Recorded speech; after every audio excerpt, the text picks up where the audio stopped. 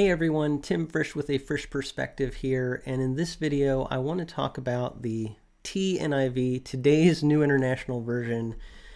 I recently purchased a copy of this translation of the Bible from Burton Bibles, which is an online Bible shop. I guess you could call it a Bible outlet. The proprietor of that institution is Mark, and I've seen his videos online on YouTube.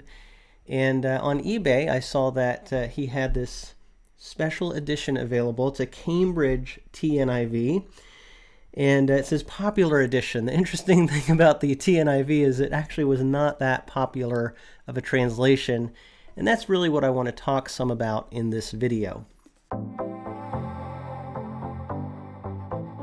The copy that I got from Mark is beautiful, and I really do appreciate the opportunity to have this Bible because it's just kind of a neat piece of Bible translation history.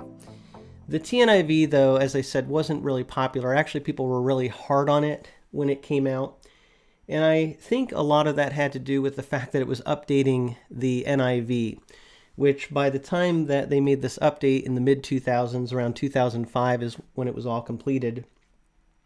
The NIV had been out for a long time, since the late 1970s, and had already made its mark in the Christian world and the evangelical world. It was a very popular translation, and people were, really partial to it. They were used to it. They liked what they had in the NIV, and the TNIV was coming along and changing it. Now, if you want me to do more of a background on this translation, get into more of the details as to how it came about, let me know in the comments section, and I can talk even more about this in detail.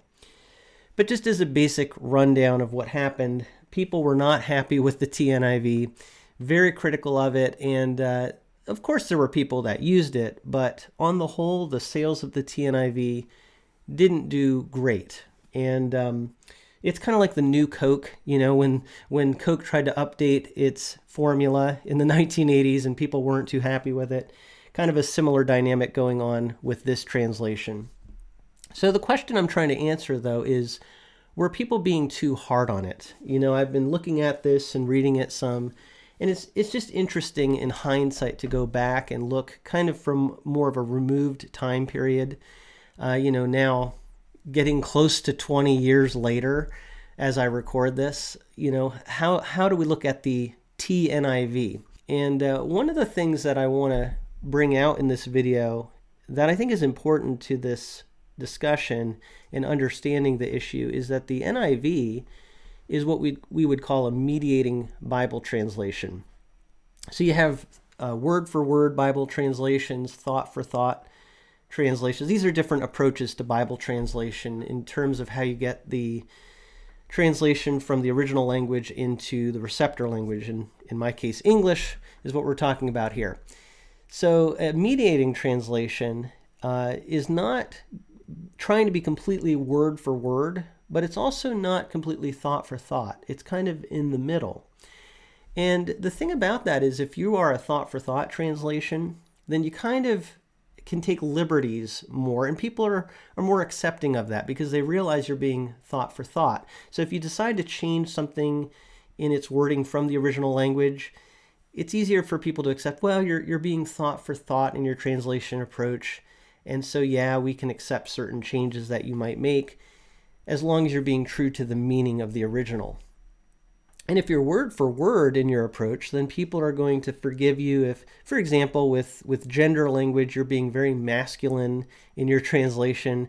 But if you say, well, that's how the original text reads, it uses masculine terminology, and that's why we translated these terms as masculine, people can kind of forgive that and say, well, yeah, you're just trying to be word for word. But if you're a mediating translation and you're trying on one hand to reflect the original wording as much as possible, but you're also trying to give a lot of regard to the receptor language and convey things in the way that the receptor language would convey things, now you're kind of in this middle ground that can be hard for people to know how to react to that. As a matter of fact, some of the changes that you make really come out even more when you're trying to be more conscious of the original wording. So specifically, the big issue with the TNIV, I think, was gender language. And that really gets into the issue of gender language in English and how this has been an issue in the English language. I can tell you when I was little, people definitely wrote differently and expressed themselves differently when it came to gender language. When you would read things, and this was in the 1980s, what was considered standard accepted written English was different than what you see today. And already this was starting to change even in the 1980s, but it was a slow change. And so by the time you get it through the 1990s and into the 2000s, those who were trying to keep the NIV current, because one of the things about a mediating translation is you want to make sure you're using current English. And so, in order to try to keep it current, they had to think about, well, what do we do with gender language as English changes in that area? Now, I picked up a book recently by Mark Strauss called 40 Questions About Bible Translation. I think that's the title of it. It's a really fascinating book, and I definitely encourage people out there to get a copy of this and read it for yourself. And I think that he might be on the committee for the NIV Bible translation presently. I know he's kind of associated with the NIV. And so it's really fascinating to hear his thoughts on all of these things.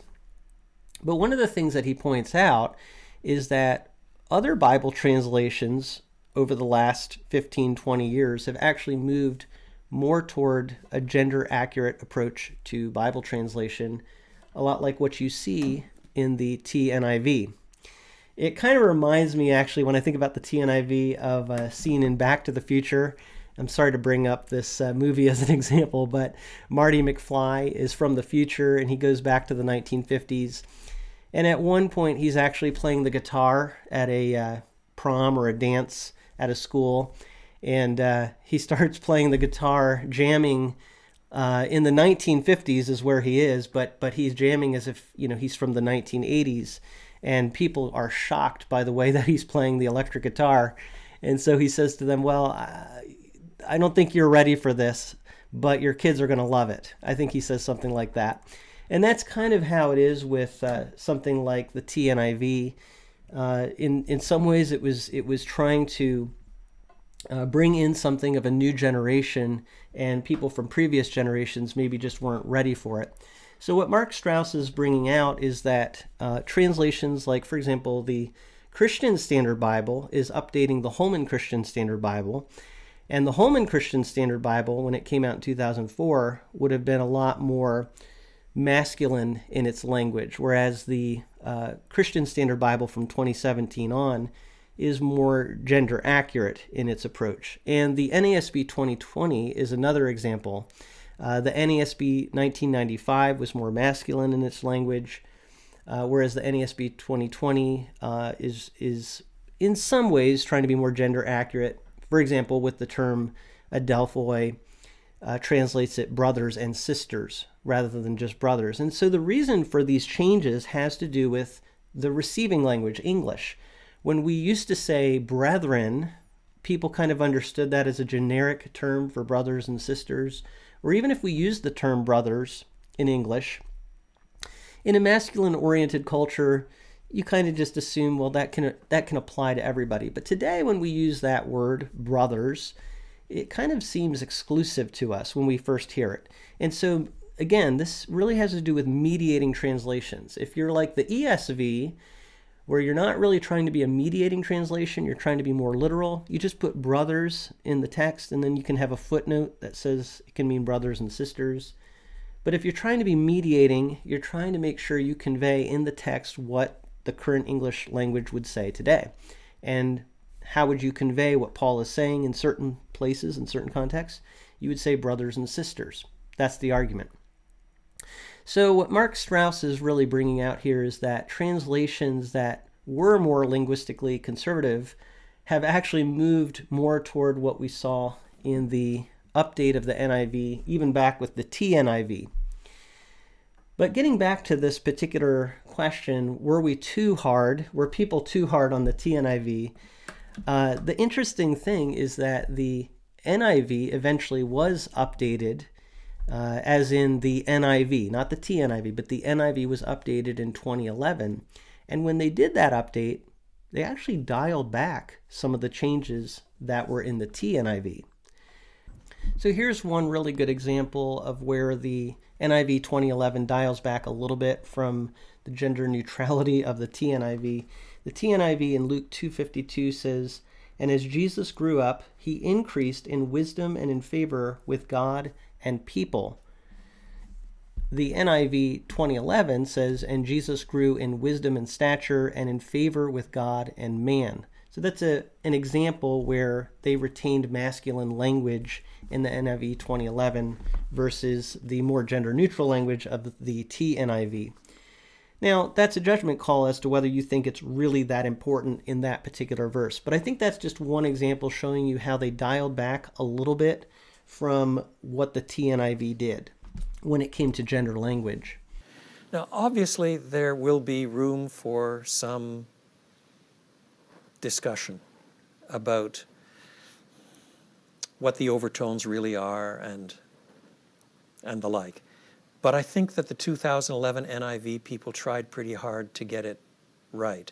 In my view, that today's NIV, the earlier one, which went a little farther in gender-neutral language, went too far because they saw that the changes are coming in the English language, but then they tried to absolutize those changes and fail to recognize that we still do use words like mankind in certain contexts and the like. Well, the 2011 NIV restores some of the mankinds and things like that rather than humankind in every place, and tries to get the balance about where the current language is being used. So my overall assessment of the TNIV is that it's kind of a mixed bag when you really think about it. On one hand, it really is striving to be current English. And the English language is really difficult in the area, particularly of gender language. It is changing. It's changing in other ways too. But when you're trying to be a translation that maintains current usage, this is really a challenge.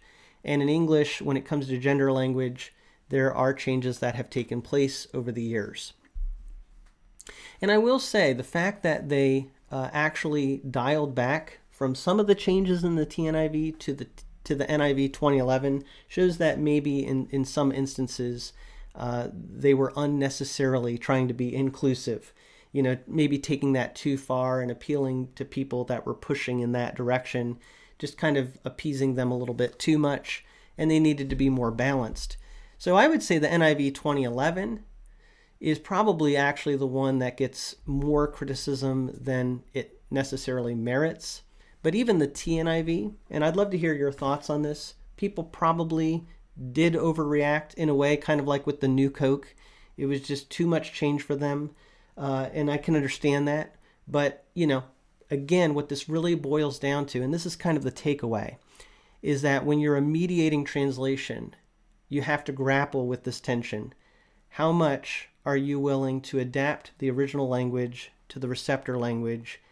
And when the receptor language, in this case English, is changing, how much are you willing to make those changes?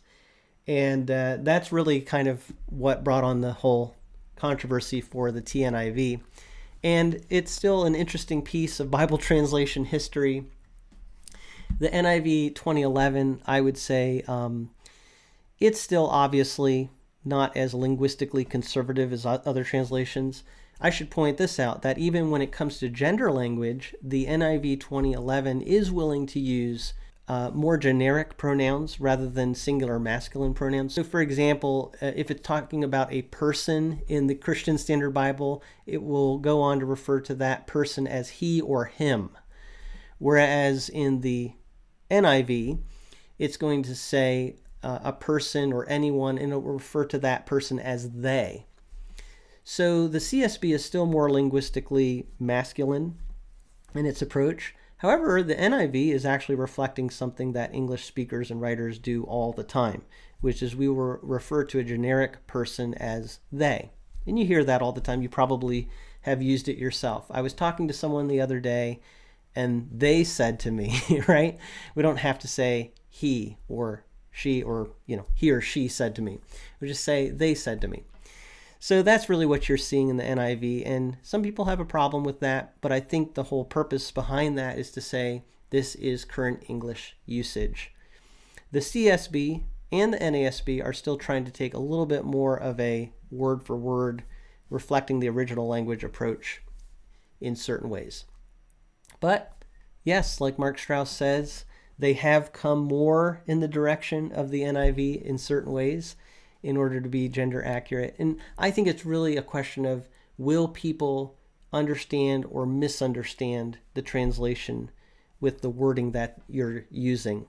And so these are just different judgment calls that translators have made. Anyway, I know that's a lot of information I spewed at you, but it's just fascinating to me. Again, if you want to hear more about the TNIV, let me know in the comments. I'd love to know any other thoughts that you have on this subject. And I know people have pretty strong opinions when it comes to these kinds of things, so I'd love to see that in the comment section. But thank you so much for taking a look at this topic with me from a fresh perspective.